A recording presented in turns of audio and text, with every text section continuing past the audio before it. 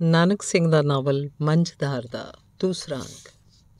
ਨਿਹਾਲੋ ਉਹ ਨਿਹਾਲੀਏ, ਘੋਟੂ ਪੈ ਗਏ ਖਸਮ ਨੂੰ ਖਾਣੀਏ ਕਿ ਸੱਪ ਸੌਂ ਗਿਆ ਈ। ਕਿਉਂ ਛੱਤ ਸਿਰ 'ਤੇ ਚੱਕ ਲਈ ਦੱਸ ਕੀ ਆਨਾ ਹੈ ਨਿਹਾਲੋ ਨੂੰ। ਘੜੀ ਕੋ ਕੰਮ ਲੱਗੀ ਨਹੀਂ ਜੋ ਪਾਰਿਆ ਕਰਨ ਡਹਿ ਪੈਣਾ ਹੈ। ਮੈਂ ਆਨੀ ਹਾਂ ਦਿਨੋਂ ਦਿਨ ਹੁੰਦਾ ਕੀ ਜਾਂਦਾ ਤੇਰੀ ਮੱਤ ਨੂੰ। ਕਿਸੇ ਬੈਠੇ ਖੜੋਤੇ ਦਾ ਤੇ ਲਿਹਾਜ਼ ਕਰਿਆ ਕਰ। ਉਹ ਨਾ ਮੁਰਾਦੇ ਮੈਨੂੰ ਤੱਤੇ ਨੂੰ ਨਾ ਤਾਇਆ ਕਰ। ਉੱਤੋਂ ਵੇਲਾ ਤੇ ਵੇਖ ਤਰਕਾਲਾਂ ਹੋਣ ਲੱਗੀਆਂ ਨੇ। ਅਜੇ ਤੋੜੀ ਰੋਟੀ ਬੁਰਕੀ ਤੇਰੇ ਢਿੱਡ 'ਚ ਤੇ ਖੌਰੇ ਡੈਣ ਵੜ ਗਈ ਏ। ਤਰਕਾਲਾਂ ਨਾ ਨਾਲੇ ਸੋਤਾ ਪੈ ਗਿਆ ਤੇਰੇ ਭਾ ਦਾ। ਮਨੇਰੇ ਪਹਿਲਾਂ ਚਾਹ ਦਾ ਕਟੋਰਾ ਤੇ 2 ਮੰਨੀਆਂ ਖਾਧੀਆਂ ਈ ਤੇ ਦੁਪਹਿਰੇ ਫੇਰ ਤੋਸਾ ਬੀੜ ਚੁੱਕਾ ਹੈ। ਸੂਰਜ ਤੇ ਘਰਾਉਣ ਦੇ ਰਤਾ ਢਿੱਡ ਨਾ ਹੋਇਆ ਖੂਹ ਹੋ ਗਿਆ ਉਂਤਰਾ। ਸੁਆਹ 7 ਚੁੱਲ੍ਹਿਆਂ ਦੀ ਖਵਾਈਓ ਮੈਨੂੰ। ਸਵੇਰ ਦਾ ਘੁੱਟ ਕਾਹਵਾ, ਦੁਪਹਿਰੇ 2 ਫੁਲਕੀਆਂ ਜਿਹੜੀਆਂ ਫੂਕ ਮਾਰਿਆਂ ਉੱਡ ਜਾਣ। ਇਹੋ ਕਿ ਹੋਰ ਕੁਝ। ਬੜੀਆਂ ਜਿੱਕਣ ਭੁਸਰੀਆਂ ਪਕਾ ਕੇ ਲਿਆ ਰੱਖਦੀਆਂ ਮੇਰੇ ਅੱਗੇ। ਪੁੱਥਾ ਦੇ ਭੁਸਰੀਆਂ ਹੀ ਖਾਣ ਜੋਗਾ ਤੇਰਾ। ਅਖੇ ਗੱਲੜੀਆਂ ਭਰਪੂਰ ਤੇ ਵਿੱਚ ਹਰਾਮ ਸੂਰ। ਮੰਜੇ ਤੇ ਬੈਠ ਕੇ ਜ਼ਬਾਨ ਚਲਾਣੀਓ ਸਿੱਖੀਏ। 4 ਪੈਸੇ ਖੱਟ ਕੇ ਵੀ ਲਿਆਂਦੇ ਹੀ ਕਦੀ। ਮੁੰਡੇ ਨੂੰ ਦੇ ਸੀਸਾਂ, ਨਹੀਂ ਤੇ ਨਾਨੀ ਚੇਤੇ ਆ ਜਾਣੀ ਸੀ ਸਾਰੇ ਟੱਬਰ ਨੂੰ। ਅੱਛਾ ਹੁਣ ਬਕੜਵਾ ਨਾ ਕਰ ਬਹੁਤੀ। ਤਵਾ ਧਰ ਉੱਠ ਕੇ, ਭੁੱਖ ਨਾਲ ਅੰਦਰਾਂ 'ਚ ਕੁੜੱਲ ਪੈਣ ਡਏ ਹੋਏ ਨੇ। ਬੂਹੇ ਤੇ ਕੁੱਤਾ ਬੈਠਾ ਹੋਵੇ ਬੰਦਾ ਉਹਨੂੰ ਵੀ ਖੰਨੀ ਚੱਪਾ ਸੁੱਟ ਛੱਡਦਾ। ਤੂੰ ਤੇ ਛੁੱਟੜੇ ਕੁੱਤਿਆਂ ਨਾਲੋਂ ਵੱਧ ਸਮਝ ਛੱਡਿਆ ਮੈਨੂੰ। ਮੱਤ ਦੀ ਗੱਲ ਆਖੋ ਤਾਂ ਵੀ ਡਹਿ ਪੈਣੀ ਅੱਗੋਂ ਸਲਵਾਤਾਂ ਸੁਣਾਉਣ। ਦਿਹਾੜ ਥੋੜ੍ਹੀ ਹੁੰਦੀ ਏ ਚਰਖਾ ਫੂਕਣ ਨੂੰ। ਰੱਬਾ ਕਿਹੜੇ ਪਾਸੇ ਡੁੱਬ ਮਰਾਂ ਮੈਂ ਇਸ ਕਲੂਖਤ ਹੱਥੋਂ। ਰੋਟੀ ਲੈਣੀ ਹੋ ਕਿ ਜਾਨ ਲੈਣੀ ਹੋ ਜੋ ਲੱਗ ਪਿਆ ਏ ਵਾਹ ਨੂੰ ਸੋਟੇ ਮਾਰਨ। ਮੁੰਡੇ ਦੇ ਆਉਣ ਦਾ ਵੇਲਾ ਹੋ ਚੱਲਿਆ। ਸਰਗੀ ਵੇਲੇ ਦਾ ਵਿਚਾਰਾ 2 ਗਰਾਹੀਆਂ ਖਾ ਕੇ ਗਿਆ ਏ। ਆਉਂਦਾ ਏ ਤਾਂ ਧਰਨੀਆਂ ਤਵਾ, ਨਾਲੇ ਉੱਚਰ ਤੀ ਕਹਿ ਹੱਥਲੀਆਂ ਪੂਣੀਆਂ 2-4 ਕੱਤ ਲਵਾਂ। ਅੱਗ ਲਾ ਕੇ ਫੂਕ ਪੂਣੀਆਂ ਕੁੜੀ ਵੀਆਂ ਨੂੰ। ਤੇਰੇ ਚੋਚਲੇ ਤਾਂ ਮੁੱਕਣੇ ਹੀ ਨਹੀਂ।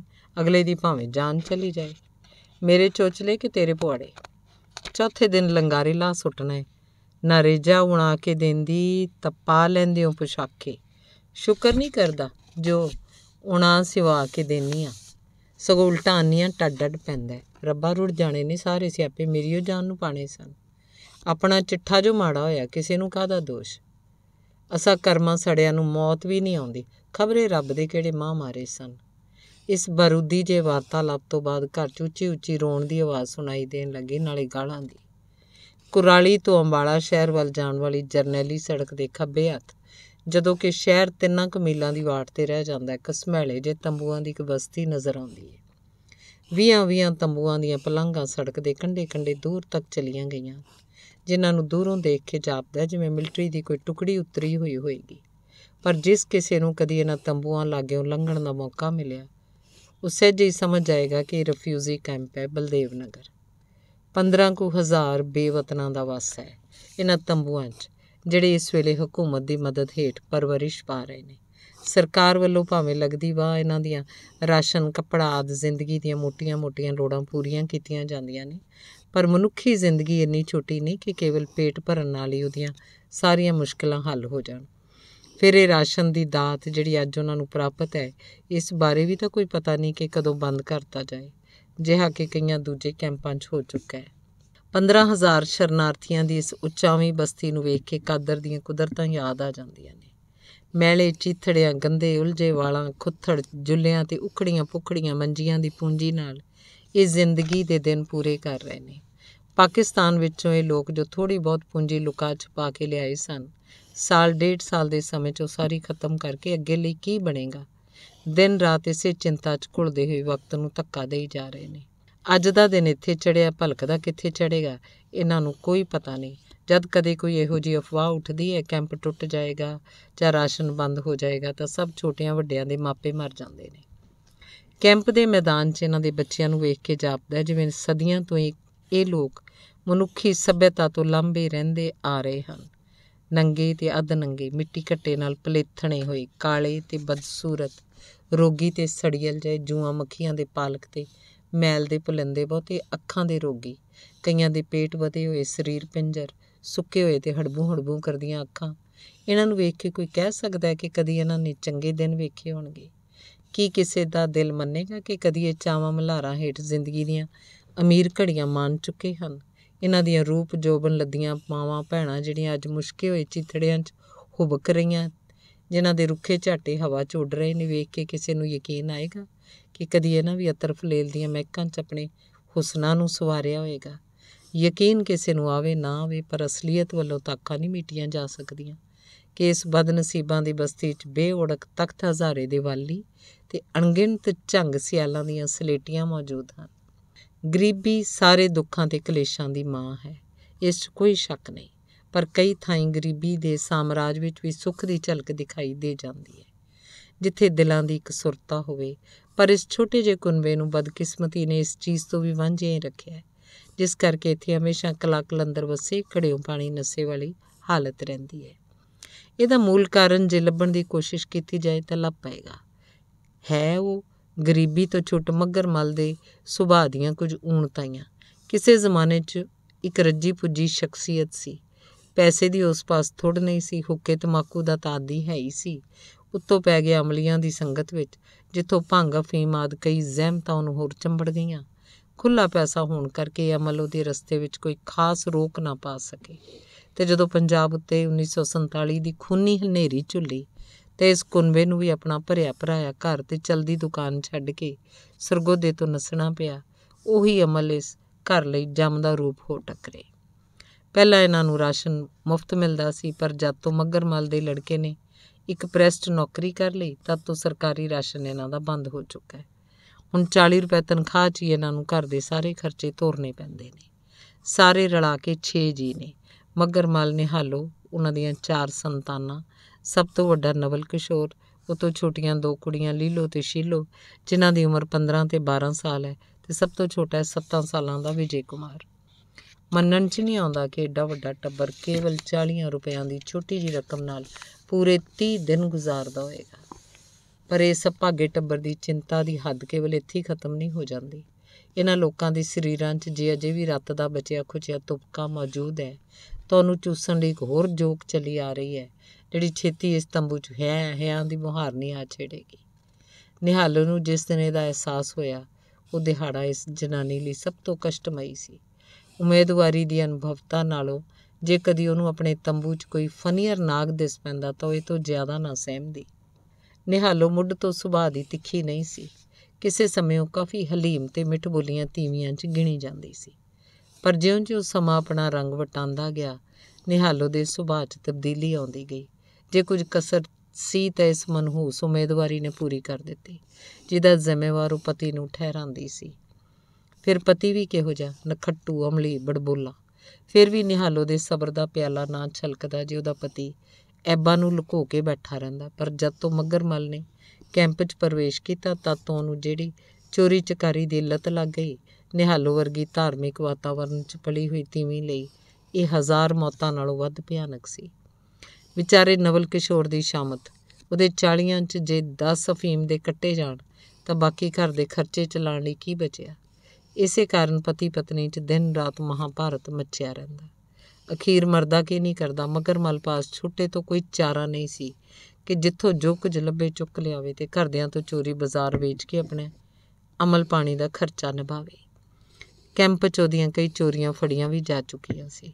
ਇੱਕ ਵਾਰੀ ਇੱਕ ਸ਼ਰਨਾਰਥੀ ਦੀ ਸ਼ਿਕਾਇਤ ਉੱਤੇ ਅੱਧੀ ਰਾਤ ਕੈਂਪ ਕਮਾਂਡੈਂਟ ਨੇ ਅਤੇ ਸੁਪਰਵਾਈਜ਼ਰ ਨੇ ਜਦ ਉਹਦੇ ਤੰਬੂ ਦੀ ਤਲਾਸ਼ੀ ਲਈ, ਉਹਦੇ ਮੰਜੇ ਹੇਠੋਂ 2 ਗੋਦੜੀਆਂ ਵਿੱਚੋਂ ਕੁਝ ਪਿੱਤਲ ਦੇ ਭਾਂਡੇ ਨਿਕਲੇ, ਜੋ ਉਹਨੇ ਪੱਥਰ ਨਾਲ ਕੁੱਟ-ਕੁੱਟ ਕੇ ਗੋਲੇ ਜਿਹੇ ਬਣਾ ਰੱਖੇ ਸੀ।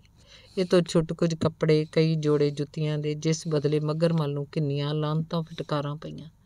ਹੋਰ ਕੋਈ ਹੁੰਦਾ ਡੁੱਬ ਕੇ ਮਰ ਜਾਂਦਾ, ਪਰ ਮੱਘਰ ਮੱਲ ਦੀ ਗੈਰਤ ਸ਼ਾਇਦ ਅਫੀਮ ਦੀ ਡੱਬੀ 'ਚ ਬੰਦ ਹੋ ਚੁੱਕੀ ਸੀ। ਕੈਂਪ ਕਮਾਂਡੈਂਟ ਭਲਾ ਆਦਮੀ ਸੀ, ਉਹਨੇ ਮਾਫੀ ਦੇ ਦਿੱਤੀ, ਪਰ ਕੀ ਉਸ ਤੋਂ ਬਾਅਦ ਮੱਘਰ ਮੱਲ ਆਪਣੀ ਆਦਤ ਤੋਂ ਬਾਜ਼ ਆ ਗਿਆ। ਉਹਦੇ ਘਰਦਿਆਂ ਤੋਂ ਚੋਰੀ ਹੋਰ ਵੀ ਕਈ ਤਰ੍ਹਾਂ ਦੀਆਂ ਜਾਲਸਾਜ਼ੀਆਂ ਕੀਤੀਆਂ। ਇੱਕ ਵਾਰੀ ਜਦ ਉਹਨੂੰ ਪਤਾ ਲੱਗਾ ਕਿ ਵਿਧਵਾਵਾਂ ਨੂੰ 10 ਰੁਪਏ ਮਹੀਨਾ ਸਰਕਾਰ ਵੱਲੋਂ ਵਜ਼ੀਫਾ ਮਿਲਣ ਦਾ ਐਲਾਨ ਹੋਇਆ, ਤਾਂ ਉਹਨੇ ਚੁੱਪ ਚੁਪੀਤੇ ਆਪਣੀ ਵੱਡੀ ਲੜਕੀ ਲੀਲੋ ਦੇ ਨਾਂ ਹੇਠ ਇੱਕ ਦਰਖਾਸਤ ਦੇ ਦਿੱਤੀ, ਜਿਸ 'ਚੋਂ ਕੁਆਰੀ ਕੁੜੀ ਨੂੰ ਵਿਧਵਾ ਪ੍ਰਗਟ ਕਰਕੇ ਕਈ ਮਹੀਨੇ ਤੱਕ ਵਜ਼ੀਫਾ ਵਸੂਲ ਕਰਦਾ ਰਿਹਾ। ਅਤੇ ਜਦੋਂ ਭੇਦ ਖੁੱਲ੍ਹਿਆ ਤਾਂ ਸਾਰੇ ਕੈਂਪ ਨੇ ਉਸ ਨਾਲ ਕੁੱਤੇ ਦੀ ਬਾਬ ਕੀਤੀ। ਇੱਦਾਂ ਦੀਆਂ ਹੇਰਾ ਫੇਰੀਆਂ ਕਰਦਾ ਹੋਇਆ ਉਹ ਅਫੀਮ ਦੀ ਡੱਬੀ ਨੂੰ ਖਾਲੀ ਨਹੀਂ ਸੀ ਹੋਣ ਦਿੰਦਾ। ਹੌਲੀ ਹੌਲੀ ਉਹਦੀਆਂ ਆਦਤਾਂ ਇੰਨੀਆਂ ਨਸ਼ਰ ਹੋਣ ਲੱਗੀਆਂ ਕਿ ਹਰ ਕੋਈ ਉਹ ਤੋਂ ਚੁਕੰਨਾ ਰਹਿਣ ਲੱਗਾ। ਉਹਦਾ ਇੱਕ ਕੰਮ ਸੀ ਕਿ ਅੱਧੀ ਕੁ ਰਾਤੀ ਤੰਬੂ ਤੋਂ ਨਿਕਲ ਕੇ ਕੈਂਪ 'ਚ ਚੱਕਰ ਕੱਟਦਾ, ਤੰਬੂਆਂ ਨੂੰ ਕੋਈ ਕੁੰਡੀ ਜੰਦਰਾ ਤਾਂ ਹੁੰਦਾ ਨਹੀਂ ਜਿਹਦਾ ਜੋ ਕੁਝ ਹੱਥ ਲੱਗ ਗਿਆ ਉਹ ਡਾਣ ਦੀ ਕਰਦਾ, ਪਰ ਹੁਣ ਜਦ ਤੋਂ ਉਸ 'ਤੇ ਨਿਗਰਾਨੀ ਸ਼ੁਰੂ ਹੋਈ ਤਦ ਤੋਂ ਉਹਦਾ ਇਹ ਰਸਤਾ ਬੰਦ ਹੋ ਗਿਆ। ਵਿਚਾਰੀ ਨਿਹਾਲੋ ਪਤੀ ਦੇ ਕੁਕਰਮਾਂ ਨੂੰ ਵੇਖਦੀ ਵੇਖਦੀ ਨੱਕ ਜਾਨ ਆ ਗਈ ਹੈ। ਇਸੇ ਕਰਕੇ ਉਹਨੂੰ ਇਹ ਫੁੱਟੀ ਅੱਖ ਨਹੀਂ ਪਾਉਂਦਾ। ਪਰ ਨਵਲ ਕਿਸ਼ੋਰ ਦੀ ਇਹ ਹਾਲਤ ਨਹੀਂ। ਆਪਣੇ ਪਿਓ ਦੇ ਐਬਾਂ ਤੋਂ ਪੁਰ ਦੁਖੀ ਹੈ।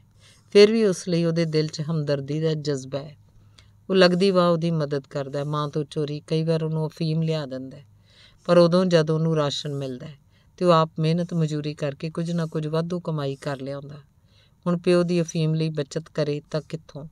ਉਹ ਜਾਨ ਮਾਰ ਵੀ ਮਿਹਨਤ ਕਰਦਾ, 4-4 6-6 ਘੰਟੇ ਓਵਰਟਾਈਮ ਲਾ ਕੇ ਲੱਗਦੀ ਵਾਹ ਦਾ ਅਮਲ ਪਾਣੀ ਤੋਰਦਾ, ਪਰ ਮਿਹਨਤ ਕਸ਼ੀ ਅਤੇ ਦਿਨ ਰਾਤ ਦੀ ਚਿੰਤਾ ਨਾਲੇ ਘਰ ਹਰ ਵੇਲੇ ਦਾ ਪਿੱਟ ਕਰੱਟਾ ਸਹਿੰਦਿਆਂ ਸਹਿੰਦਿਆਂ ਉਹਦੀ ਸਿਹਤ ਕਾਫੀ ਕਮਜ਼ੋਰ ਹੋ ਗਈ ਹੈ। ਕਈ ਵਾਰ ਤਾਂ ਰਾਤੀ ਸੁੱਤਾ ਸੁੱਤਾ ਅਜੀਬ ਗੱਲਾਂ ਸੋਚਣ ਲੱਗ ਪੈਂਦਾ। ਘਰ-ਬਾਰ ਛੱਡ ਕੇ ਕਿਤੇ ਨਿਕਲ ਜਾਵਾਂ, ਕੁਝ ਖਾ ਕੇ ਮਰ ਜਾਵਾਂ, ਕਿਤੇ ਜੇ ਦਾਅ ਲੱਗੇ ਤਾਂ ਕਿਸੇ ਸ਼ਾਹੂਕਾਰ ਦੇ ਘਰ ਡਾਕਾ ਮਾਰ ਲਿਆਵਾਂ। ਉਹਦੀ ਚਿੰਤਾ ਦਾ ਸਿਲਸਿਲਾ ਇੱਥੇ ਹੀ ਖਤਮ ਨਹੀਂ ਹੋ ਜਾਂਦਾ। ਉਹਦੀ ਭੈਣ ਹੁਣ ਵਿਆਹਣ ਜੋਗੀ ਹੋ ਗਈ। ਭਾਵੇਂ ਉਹ ਜਾਣਦਾ ਸੀ ਕਿ ਅੱਜ ਕੱਲ੍ਹ ਸ਼ਰਨਾਰਥੀਆਂ 'ਚ ਵਿਆਹ ਸ਼ਾਦੀ ਦੀ ਰਸਮ ਸਾਦੀ ਹੋ ਗਈ ਹੈ, ਫਿਰ ਵੀ ਕੁਝ ਨਾ ਕੁਝ ਤਾਂ ਕਰਨਾ ਹੀ ਹੋਏਗਾ। ਕੁੜੀ ਲਈ 4 ਕੱਪੜੇ ਸਹੀ, 4 ਜਾਂਝੀਆਂ ਨੂੰ ਮਿੱਠੇ ਚੌਲਾਂ ਦੀ ਗਰਾਈ ਸਹੀ, ਪਰ ਜਦੋਂ ਘਰ 'ਚ ਝਾਤੀ ਮਾਰਦਾ ਤਾਂ ਕਲੇਜਾ ਫੜ ਕੇ ਰਹਿ ਜਾਂਦਾ। ਉਹਦੀ ਮਾਂ ਪਾਸ ਜਿੰਨਾ ਟੂਮ ਟੱਲਾ ਸੀ ਸਾਰਾ ਖਤਮ ਹੋ ਜਾਣ ਤੋਂ ਬਾਅਦ ਉਹ ਗੁਆਂਢੀਆਂ ਪਾਸੋਂ ਕਰਜ਼ ਚੁੱਕ ਕੇ ਵੀ ਵਰਤ ਚੁੱਕੀ ਸੀ। ਮੱਘਰ ਮਾਲੇ ਸਾਰੀ ਮੁਸੀਬਤ ਦਾ ਦੋਸ਼ ਨਿਹਾਲੋ ਦੇ ਸਿਰ ਥੱਪਦਾ ਸੀ। ਬੇਕਸੂਰ ਤਾਂ ਆਪਣੇ ਆਪ ਨੂੰ ਵੀ ਨਹੀਂ ਸੀ ਕਹਿੰਦਾ, ਕਿਉਂਕਿ ਆਪਣੇ ਹੀਜ ਪਿਆਜ ਤੋਂ ਚੰਗੀ ਤਰ੍ਹਾਂ ਜਾਣੂ ਸੀ, ਪਰ ਦੁੱਖ ਬਹੁਤਾ ਉਹਨੂੰ ਇਸੇ ਗੱਲ ਦਾ ਸੀ ਕਿ ਨਿਹਾਲੋ ਉਹਨੂੰ ਦੇਵਤਾ ਸਮਝ ਕੇ ਉਹਦੀ ਪੂਜਾ ਕਿਉਂ ਨਹੀਂ ਕਰਦੀ। ਜੇ ਕਦੀ ਇੱਦਾਂ ਕਰਦੀ ਹੁੰਦੀ ਤਾਂ ਕਿਉਂ ਫਿਕਰਾਂ ਗਮਾਂ ਤੋਂ ਖਹਿੜਾ ਛੁਡਾਉਣ ਦੇ ਖਿਆਲ ਨਾਲ ਉਹ ਅਫੀਮ ਦੇ ਗੋਲੇ 'ਚ ਦਿਨੋਂ ਦਿਨ ਵਾਧਾ ਕਰੀ ਜਾਂਦਾ। ਕੀ ਉਹ ਨਹੀਂ ਜਾਣਦਾ ਵੀ ਇੱਕ ਤਾਂ ਉਂਝੀ ਅਫੀਮ ਦਿਨੋਂ ਦਿਨ ਮਹਿੰਗੀ ਹੁੰਦੀ ਜਾ ਰਹੀ ਹੈ ਅਤੇ ਦੂਜਾ ਘਰ 'ਚ ਪੈਸੇ ਦੀ ਤੰਗੀ। ਪਰ ਉਹ ਮਜਬੂਰ ਸੀ, ਬੇਬਸ ਸੀ। ਜਦੋਂ ਦੀ ਉਹਦੇ ਦਿਲ ਨੂੰ ਚੋਭ ਵੱਜਦੀ ਕਿ ਉਹਦੇ ਅਸਰ ਤੋਂ ਪਿੱਛਾ ਛੁਡਾਉਣ ਲਈ ਉਹ ਮਲਕੜੀ ਫਤੂਈ ਦੀ ਜੇਬ 'ਚੋਂ ਡੱਬੀ ਕੱਢਦਾ, ਗੋਲੀ ਵੱਟ ਕੇ ਸੰਘ 'ਚ ਸੁੱਟ ਲੈਂਦਾ। ਪਰ ਇਹ ਖੇਲ ਕਦ ਤੱਕ ਨਿਭਦਾ? ਘਰ 'ਚ ਕਲਾ ਕਲੇਸ਼ ਵੱਧਦਾ ਗਿਆ। ਮੱਘਰ ਮਲ ਦੇ ਮਾਵੇ ਮੋਟੇ ਤੋਂ ਮੋਟੇ ਹੁੰਦੇ ਚਲੇ ਗਏ। ਪਹਿਲੋਂ 8 ਪਹਿਰੀ ਖਾਂਦਾ ਹੁੰਦਾ ਸੀ, ਫਿਰ 2 ਡੰਗ ਅਤੇ ਉਸ ਤੋਂ ਬਾਅਦ 3 ਡੰਗ। ਛੇਕੜ ਨੌਬਤ ਇੱਥੋਂ ਤੱਕ ਆ ਪਹੁੰਚੀ ਕਿ ਡੰਗਾਂ ਦਾ ਕੋਈ ਹਿਸਾਬ ਨਾ ਰਿਹਾ। ਜਦੋਂ ਵੀ ਉਹਦੇ ਦਿਲ ਨੂੰ ਚਿੰਤਾ ਦਾ ਡੰਗ ਵੱਜਦਾ ਜਾਂ ਨਿਹਾਲੋ ਦੀ ਫਿਟਕਾਰ ਸੁਣਾਈ ਦਿੰਦੀ ਕਿ ਝੱਟ ਮਾਵਾ ਮੂੰਹ 'ਚ। ਮੱਘਰ ਮਲ ਦਾ ਸਰੀਰ ਅਸਲ 'ਚ ਮੁੱਕ ਚੁੱਕਾ, ਐਵੇਂ ਅੜਿਆ ਜੁੜਿਆ ਹੱਡੀਆਂ ਦਾ ਪਿੰਜਰ ਹੀ ਬਾਕੀ ਹੈ। ਉਹਦਾ ਕੰਮ ਹੈ ਸਾਰਾ ਦਿਨ ਤੰਬੂ ਦੀ ਨੁੱਕਰ 'ਚ ਪਿਆ ਰਹਿਣਾ, ਹੁੱਕੇ ਨੂੰ ਸੂਟੇ ਲਾਈ ਜਾਣਾ ਅਤੇ ਬੱਖੀ ਝੱਕੀ ਜਾਣਾ। ਆਮ ਤੌਰ 'ਤੇ ਅਫੀਮ ਦੇ ਅਮਲੀਆਂ ਨੂੰ ਭੁੱਖ ਘੱਟ ਲੱਗਦੀ ਹੈ, ਪਰ ਮੱਘਰ ਮਲ ਇਸ ਤੋਂ ਉੱਕਾ ਉਲਟ ਹੈ। ਪਤਾ ਨਹੀਂ ਉਹਦੇ ਅੰਦਰ ਕੋਈ ਬਿਮਾਰੀ ਠਹਿਰੀ ਹੋਈ ਸੀ ਜਾਂ ਕੀ। ਇੱਧਰੋਂ ਖਾ ਕੇ ਹਟਦਾ ਕਿ ਥੋੜ੍ਹੀ ਦੇਰ ਬਾਅਦ ਫਿਰ ਉਹਦੇ ਢਿੱਡ 'ਚ ਕਤੂਰੇ ਭੌਂਕਣ ਲੱਗ ਪੈਂਦੇ। ਸਭ ਤੋਂ ਭੈੜੀ ਗੱਲ ਇਹ ਕਿ ਉਹਦੀ ਖਾਧੀ ਖੁਰਾਕ ਨਾ ਤਾਂ ਲਹੂ ਪੈਦਾ ਕਰਦੀ, ਨਾ ਚਰਬੀ, ਅਤੇ ਨਾ ਹੀ ਕਿਸੇ ਤਰ੍ਹਾਂ ਦੀ ਕੋਈ ਹੋਰ ਸਰੀਰਕ ਤਾਕਤ।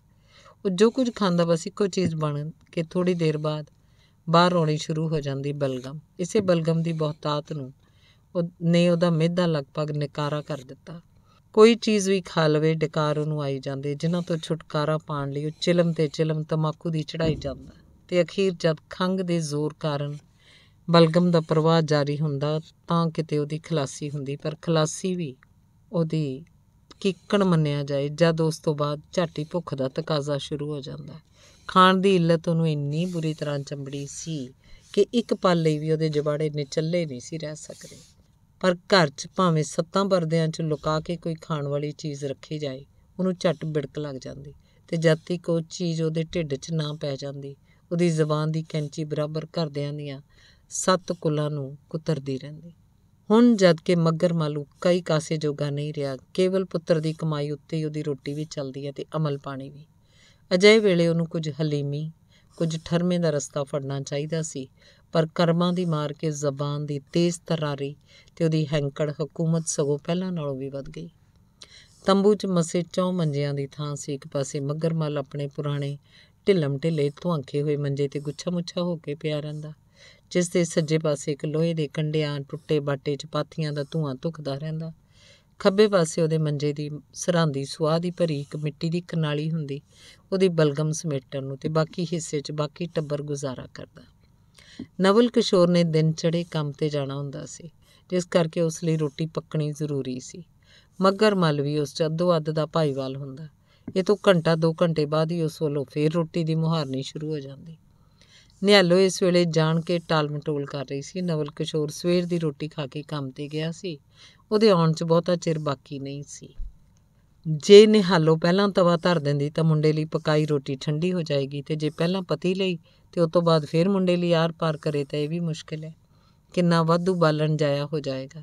ਇਹੋ ਸੋਚ ਕੇ ਉਹਦੀ ਸਲਾਹ ਸੀ ਕਿ ਹੋਰ 2 ਘੜੀਆਂ ਨੂੰ ਇੱਕੋ ਵੇਰਾ ਰੋਟੀ ਪਕਾਵੇ। ਪਰ ਇੱਧਰ ਪਤੀ ਭਗਵਾਨ ਨੇ ਜਿਹੜੀ ਤੌਣੀ ਤਾਈ ਸੀ, ਇਹਦਾ ਕੀ ਇਲਾਜ ਕਰੇ। ਅਖੀਰ ਜਦ ਉਹਨੇ ਵੇਖਿਆ ਕਿ ਪਤੀ ਦੀ ਕਰੋਪੀ ਹੁਣ ਸਬਰ ਕਰਾਰ ਦੀਆਂ ਸਭ ਹੱਦਾਂ ਟੱਪ ਖੜੋਤੀ ਹੈ ਤਾਂ ਸੜਦੀ ਕ੍ਰਿਜਦੀ ਨੇ ਚਰਖਾ ਇੱਕ ਪਾਸੇ ਰੇੜ ਦਿੱਤਾ। ਆਪ ਤੰਬੂ ਤੋਂ ਬਾਹਰ ਉਹ ਨਿੱਕੇ ਜਿਹੇ ਚੌਂਕੇ 'ਚ ਜਾ ਵੜੀ, ਜਿਹੜਾ 2-2 ਗਿੱਠਾਂ ਕੰਧ ਕਰਕੇ ਬਣਾਇਆ ਸੀ। ਉਹਨੇ ਪਹਿਲੀ ਰੋਟੀ ਤਵੇ 'ਤੇ ਪਾਈ ਸੀ ਕਿ ਬਾਹਰੋਂ ਕਿਸੇ ਦੇ ਗੁਣਗੁਣਾਉਣ ਦੀ ਆਵਾਜ਼ ਉਹਨੂੰ ਸੁਣਾਈ ਦਿੱਤੀ। ਦੁਨੀਆ ਕਾ ਦੀਵਾਨਾ ਕਹੇ ਮੁਲਕ ਮੇਰਾ, ਆਈ ਮੌਤ ਸਿਰ ਪਰ, ਨਾ ਤੇਰਾ ਨਾ ਮੇਰਾ। ਨਵਲ ਕਿਸ਼ੋਰ ਆਉਂਦਾ ਹੀ ਨਿਹਾਲੋ ਦੇ ਲਾਗੇ ਤੱਪੜ 'ਤੇ ਬੈਠ ਗਿਆ। ਫਿਰ ਉਦਾਸ ਸੀ ਤੱਕੜੀ ਨਾਲ ਇੱਧਰ ਉੱਧਰ ਤੱਕਦਾ ਬੋਲਿਆ, ਮਾਂ ਗੁੱਸੇ ਗੁੱਸੇ ਜਾਪਣੀ ਹੈ, ਸੁੱਖ 'ਤੇ ਹੈ। ਸੜ ਗਏ ਨਸੀਬ ਜਿਨ੍ਹਾਂ 'ਚ ਸੁੱਖ ਹੋਣਾ ਸੀ। ਉਸੇ ਤਰ੍ਹਾਂ ਭਰੀ ਪੀਤੀ ਨਿਹਾਲੋ ਚੁੱਲ੍ਹੇ 'ਚ ਫੂਕਾਂ ਮਾਰਦੀ ਬੋਲੀ, ਸੁੱਖ ਬੀਬਾ ਇਸ ਘਰ 'ਚ ਉਸ ਦਿਨ ਹੋਏਗਾ ਜਿੱਦਣ ਮੇਰਾ ਬਵਾਨ ਨਿਕਲੇਗਾ। ਕੀ ਚੰਦਰੀਆਂ ਜ਼ਬਾਨਾਂ ਬੋਲਣ ਡਈ ਹੋਈ ਹੈ ਮਾਂ। ਕਹਿਣ ਤੋਂ ਬਾਅਦ ਉਹਨੇ ਮਾਂ ਦੀਆਂ ਅੱਖਾਂ ਵੱਲ ਤੱਕਿਆ, ਜਿਨ੍ਹਾਂ 'ਚੋਂ ਅਥਰੂਆਂ ਦੀ ਇੱਕ ਲੜੀ ਜਿਹੀ ਤੁਰੀ ਆ ਰਹੀ ਸੀ। ਭਾਈਆ, ਉਹ ਪਿਓ ਵੱਲ ਮੂੰਹ ਕਰਕੇ ਘੁਰਕਿਆ, ਤੈਨੂੰ ਕਿੰਨੀ ਵਾਰੀ ਸਮਝਾਇਆ ਵੀ ਇਹਨੂੰ ਕੁਛ ਨਾ ਆਖਿਆ ਕਰ, ਖੌਰੇ ਕਿਉਂ ਨਹੀਂ ਜ਼ਬਾਨ ਤੇਰੇ ਮੂੰਹ 'ਚ ਟਿਕਦੀ। ਮੱਘਰ ਮੱਲ ਨੇ ਦੜ ਵੱਟ ਛੱਡੀ। ਉਹਦਾ ਮੁੱਢ ਤੋਂ ਹੀ ਸੁਭਾਅ ਸੀ ਕਿ ਪੁੱਤਰ ਦੇ ਸਾਹਮਣੇ ਨਾ ਉਹ ਬਹੁਤਾ ਬਹਿਸਦਾ, ਨਾ ਚੰਗੀ ਮੰਦੀ ਕਹਿੰਦਾ। ਨਾਲੇ ਇਸ ਵੇਲੇ ਤਾਂ ਪਤਨੀ ਨਾਲ ਕੀਤੀ ਵਧੀਕੀ 'ਤੇ ਪਛਤਾ ਰਿਹਾ ਸੀ। ਉਹ ਦੜ ਵੱਟੀ ਹੁੱਕੇ ਨੂੰ ਸੂਟੇ ਲਾਈ ਗਿਆ ਅਤੇ ਨਵਲ ਕਿਸ਼ੋਰ ਦੀ ਭੁੱਖ ਅੱਧੀ ਰਹਿ ਗਈ। ਇੰਨੇ ਨੂੰ ਲੀਲੋ ਅਤੇ ਸ਼ੀਲੋ, ਜਿਹੜੀਆਂ ਕੈਂਪ ਦੇ ਸਕੂਲ 'ਚ ਪੜ੍ਹਨ ਗਈਆਂ ਹੋਈਆਂ ਸਨ, ਆ ਪਹੁੰਚੀਆਂ। ਉੱਧਰੋਂ ਨਿੱਕਾ ਕੁਮਾਰ ਵੀ ਮਿੱਟੀ ਘੱਟੇ 'ਚ ਖੇਡਦਾ ਖੇਡਾਂਦਾ ਆ ਗਿਆ। ਸ਼ਾਇਦ ਉਹਨੂੰ ਵੀ ਭੁੱਖ ਨੇ ਹਿੱਕ ਲਿਆਂਦਾ ਸੀ। ਕੁਝ ਤਾਂ ਸੁਭਾਵਕ ਹੀ ਸਭ ਤੋਂ ਛੋਟੇ ਬੱਚੇ ਨਾਲ ਘਰ 'ਚ ਬਹੁਤ ਪਿਆਰ ਹੁੰਦਾ ਹੈ।